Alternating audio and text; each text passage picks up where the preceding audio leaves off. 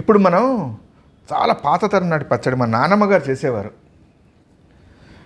పుదీనా, కరివేపాకు, కొత్తిమీర మూడింటిని కలిపి పచ్చడి చేసేవారండి. దీన్ని త్రిమూర్తుల పచ్చడి అంటారు.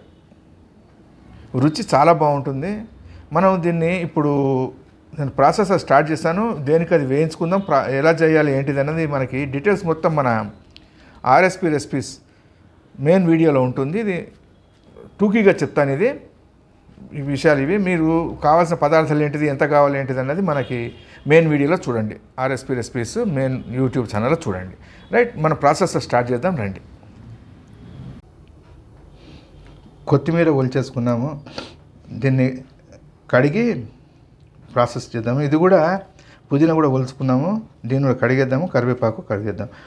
రైట్, ఇవి ఏది ఎంత తీసుకున్నాం అన్నది మన డీటెయిల్స్ మొత్తము మన ఆర్ఎస్పి రెసిపీస్లో ఉంటుంది, చూడండి.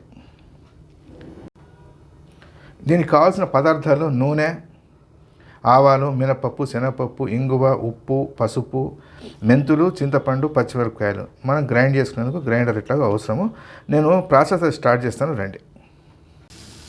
కొత్తిమీర, కరివేపాకు వేయించుకున్నాము. ఇది పుదీనా వేయించుకుంటున్నాము. వేయించేసుకుని పక్కన పెట్టుకుని చల్లారిన తర్వాత అన్నీ కలిపి గ్రైండ్ చేసుకుందాం. ఎక్కడ గ్రైండ్ చేయాలి ఏంటిది అన్నది చూద్దాము.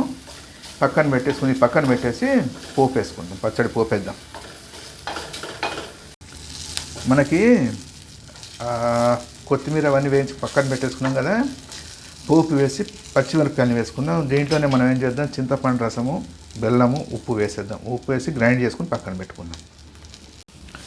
మనం గ్రైండ్ చేసేసుకున్నాం అన్నిటిని కలిపి. పోపునది చేసిన తర్వాత ఏం చేస్తాం, మళ్ళీ మూకుడులో ఒక 1/2 టేబుల్ స్పూన్ నూనె వేసి, ఇంగు వేసి, ఒక 2 ఆవాలు వేసి పచ్చడికి దాంట్లో వేసి మొత్తం కలుపుకున్నాము. పచ్చడి అయిపోయింది, దింపేసుకోవడమే. ఇది మనకి త్రిమూర్తుల పచ్చడి. పుదీనా, కొత్తిమీర, కరివేపాకులతో చేసినటువంటి పచ్చడి.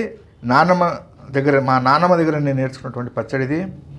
మా అప్పటి రోట్లో చేసేవాళ్ళము. రోటి వసతి ఇక్కడ నాకు ప్రస్తుతానికి లేదు కాబట్టి గ్రైండర్లో చేసుకున్నాను. మీకు రోలు ఉంటే కనుక రోట్లో చేయండి, చాలా బాగుంటుంది.